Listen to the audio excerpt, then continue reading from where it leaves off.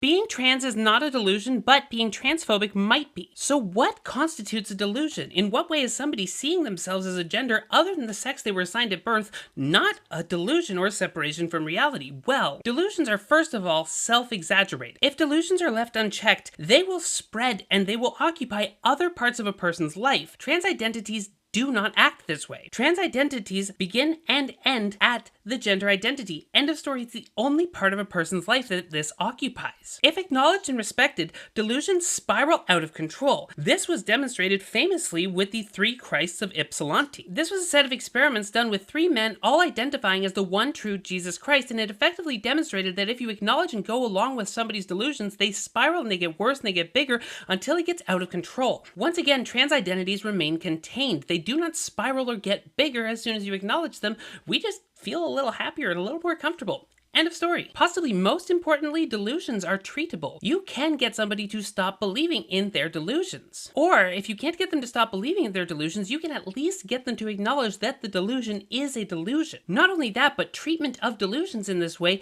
reduces a person's anxiety and increases their ability to function in society. With trans identities, it is the exact opposite. Not only can people not be treated for them, they can't be stripped of their gender identities. Any attempt to do so leads to more anxiety, less functioning in society, and more problems in their lives in general. However, being transphobic is a set of adamant beliefs developed in complete opposition to reality. They hold strong regardless of any amount of contrary evidence presented to them. And they spiral out of control and expand when they are acknowledged. Think about all the transvestigators who suddenly think that everybody around them must be trans as soon as you start acknowledging their transphobic beliefs. So, while being trans is evidently and provably not in any way a delusion, being transphobic evidently and provably is. My name is Courtney. Follow for more analyses.